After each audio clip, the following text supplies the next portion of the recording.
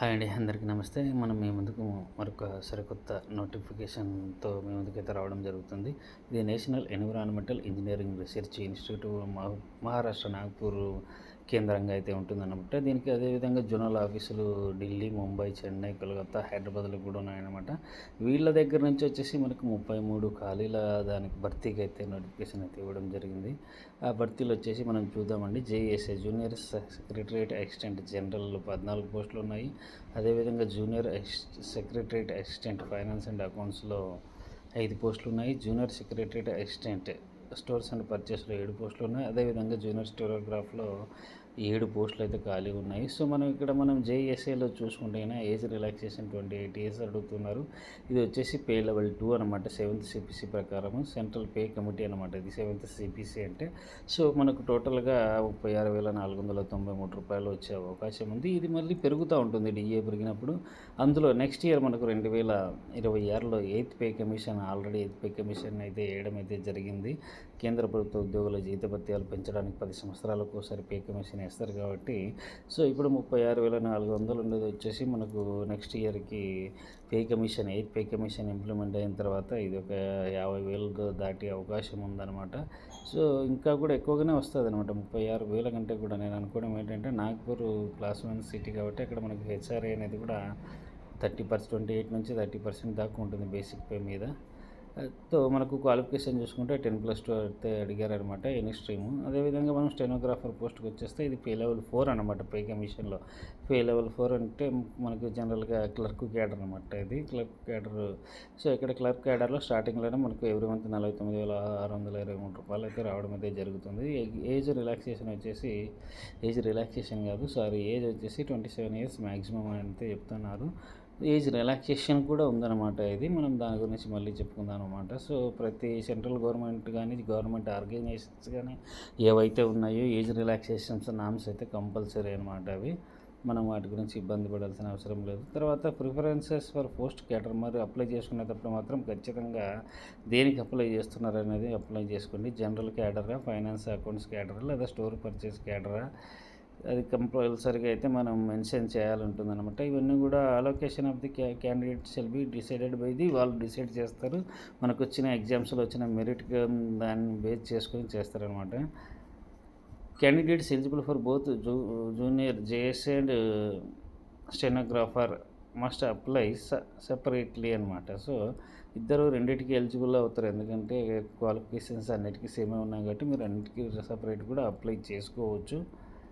కాబట్టి సపరేట్గా అప్లై చేయమని చెప్తున్నారన్నమాట. Job requirement for JSA are required to provide assistant to the general administration, finance, account stores.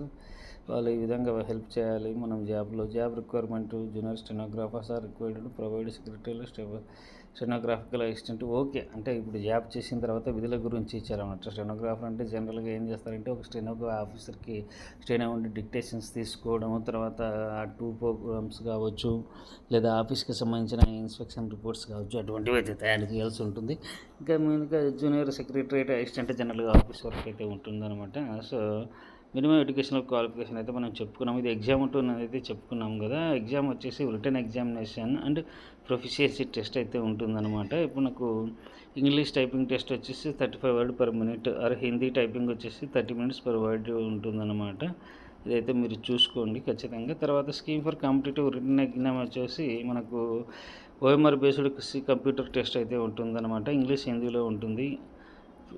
200 మార్కులకు ఉంటుంది. టైం వచ్చేసి 2 గంటల 30 నిమిషాలు ఉంటుందన్నమాట.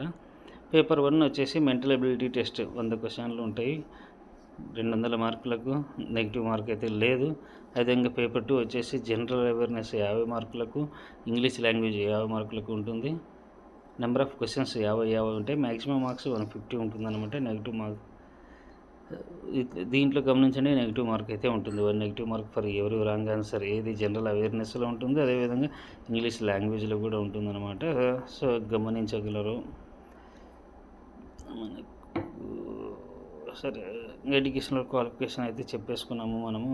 సో మనం వచ్చేసి norms of proficiency test will be given 1 candidate 10 minutes. సరే, మనం దాన్ని వదిలేద్దామండి. Scheme of competitive return examination for junior స్టెనోగ్రాఫర్కి సపరేట్ ఉంటుందన్నమాట. ఇది కూడా వచ్చేసి ఓఎంఆర్ బేస్డ్ అనమాట. ఇంగ్లీష్ హిందీలో ఉంటుంది. మనకు స్టాండర్డు అంటే 10+2 స్టాండర్డ్లోనే ఉంటుందని చెప్తున్నారు. 200 క్వశ్చన్స్కి అయితే ఉంటుంది. టైం వచ్చేసి 2 గంటల 40 నిమిషాలు అని అయితే చెప్తున్నారు.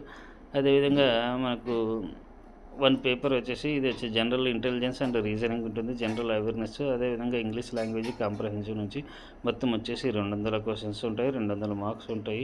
నెగిటివ్ మార్క్ కూడా ఉంది. ప్రతి తప్పు మార్కుకు 0.25 అయితే తీసేస్తామని చెప్తున్నారు. తర్వాత స్టెనోగ్రాఫర్కి ఖచ్చితంగా ప్రొఫిషియన్సీ టెస్ట్ స్టెనోగ్రఫీలో ఉంటుంది, అంటే టైపింగ్ టెస్ట్ ఉంటుంది కాబట్టి గమనించండి. అదేవిధంగా language skill test English time duration 50 minutes, Hindi వచ్చేసి 65 మినిట్స్, టైం డ్యూరేషన్ వచ్చేసి 70 మినిట్స్, తర్వాత హిందీకి వచ్చేసి 90 మినిట్స్ ఉంటుందన్నమాట. నెక్స్ట్ మనం ఇంపార్టెంట్ విషయాలు తీసేసుకుంటే మనకు ఏజ్ రిలాక్సేషన్ అయితే చెప్పుకున్నాము. ఇది కంపల్సరీగా మనం దాని గురించి మీకు తెలుసు. ఇంకా నేను మళ్ళీ ఇక్కడ చెప్పదలుచుకోలేదు అనమాట. సపరేట్గా ప్రతి ఎగ్జామ్స్కి కూడా గవర్నమెంట్కి సంబంధించినటువంటి వాటికి ఏజ్ రిలాక్సేషన్ కావచ్చు, పీడబ్ల్యూ వాళ్ళకి కావచ్చు, ఓబీసీ ఎస్సీ ఎస్టీ వాళ్ళకి కావచ్చు, కంపల్సరీగా ఇంకా అవి కామన్ నామ్స్ అనమాట. దాని గురించి మనం మీకు తెలుసు కాబట్టి నేను ఇక్కడ ప్రతిసారి దాని గురించి అయితే చెప్పదలుచుకోలేదనమాట. ముఖ్యమైన ఇంపార్టెంట్ అంటే online applications will be available అని మనకు ఎప్పటి నుంచో అందుబాటులో ఉంటాయంటే ఏప్రిల్ 1 నుంచి అందుబాటులో ఉంటాయన్నమాట. అంటే రేపటి నుంచి కాదండి, మంగళవారం రోజు నుంచి మనకు అందుబాటులో ఉంటాయి. అదేవిధంగా క్లోజ్ ఎప్పుడు అవుతుందంటే 34 నెలల మొత్తం అప్లై చేయడానికి 1 నెల మొత్తం కంప్లీట్గా టైం అయితే ఉంటుంది మనకు. ఇవన్నీ అప్లై చేసిన తర్వాత మనం కంప్లీట్గా దాని ప్రింట్అవుట్ని అయితే అప్లై తీసుకోమని అయితే చెప్తున్నారు. పేమెంట్ డీటెయిల్స్ అవన్నీ కూడా వస్తాయి అన్నమాట దాంట్లో. After successful submission of the online application printout of application and payment details will not be available. 35 తర్వాత ప్రింట్అవుట్ ఆప్షన్ అయితే దొరకదు కాబట్టి మనం ముందుగానే అప్లై చేసిన తర్వాత ఆటోమేటిక్గా ఎంత ప్రాసెస్ సక్సెస్ఫుల్ అయిపోయిన తర్వాత అవుట్ అనే ఆప్షన్ వస్తుంది కాబట్టి మనం ఆ ప్రింట్అవుట్ తీసుకోండి. సో ఎవరైతే కాంపిటేటివ్ ఎగ్జామ్స్కి ప్రిపేర్ అవుతున్నారో అంటే గ్రూప్ 1 గ్రూప్ 2 కావచ్చు, గ్రూప్ 3 కానీ గ్రూప్ 3 కానీ, అదేవిధంగా యూపీఎస్సీ కానీ, ఎస్ఎస్సి సిహెచ్ఎల్ ఎగ్జామ్స్ కానీ, సిజిఎల్ ఎగ్జామ్స్ కానీ ప్రిపేర్ అవుతున్నారో వాళ్ళందరికీ ఇది నాకు తెలిసినంతవరకు కూడా ఇది పెద్ద కష్టమైన సబ్జెక్ట్స్ కాదనమాట. వీళ్ళు పెట్టే చాప్టర్స్ ఈజీగా క్రాక్ చేసే అవకాశం ఉంది. సో మనకు హైదరాబాద్లో కూడా జోనల్ ఆఫీస్ ఉంది కాబట్టి మనకు హైదరాబాద్లో కూడా మనకు ఉద్యోగం అయితే వచ్చే అవకాశం ఉంది కాబట్టి మనం హైదరాబాద్లో కూడా గ్రూప్ 1 సిటీ క్లాస్ 1 సిటీ అనమాట. వచ్చే XYZ కేటగిరీ ఉంటుంటాయి అనమాట. కేటగిరీ వైజ్గా మనకు వచ్చే ట్రాన్స్పోర్ట్ అలవెన్స్ కావచ్చు, అదేవిధంగా హౌస్ రెంట్ అలవెన్స్ కావచ్చు ఇంక్రీజ్ అవుతూ ఉంటాయి. సో ఇది వచ్చేసి ఇంటర్ పాస్ అయ్యి ఉద్యోగం కోసం త్వరగా జీవితంలో సెటిల్ అవ్వాలని అనుకుంటున్న వాళ్ళందరికీ కూడా ఇది ఒక మంచి అవకాశం. So all the best candidates. Website ద్వారా త్రూగా వెబ్సైట్ ఓపెన్ చేసి బాగా చదువుకొని rules and regulations, conditions, so మనం మ్యాక్సిమం ఎంతసేపున క్వాలిఫికేషన్స్, పోస్ట్ ఎక్కడ ఉన్నాయో చెప్పుకున్నాం కాబట్టి మిగతా డీటెయిల్స్ జనరల్గా ఎంతసేపున్నా మనం ఏజ్ రిలాక్సేషన్కి సంబంధించేటువంటి అవి ఒకటి జాగ్రత్తగా చూసుకుని అప్లై చేసుకోవాల్సిందిగా కోరుకుంటున్నాను. థ్యాంక్ యూ అండి. మీకు కనుక మా వీడియో నచ్చినట్లయితే లైక్ చేయండి, షేర్ చేయండి, కామెంట్ చేయండి. దీనివల్ల ఒకవేళ మీకు అవసరం లేకపోయినా మీ బంధువుల్లో కావచ్చు, ఫ్రెండ్స్ సర్కిల్లో కావచ్చు, ఎవరికైనా ఉద్యోగం కోసం ఎదురు చూస్తుంటే వాళ్ళకి ఉపయోగపడే అవకాశం ఉంది. థ్యాంక్ యూ అండి.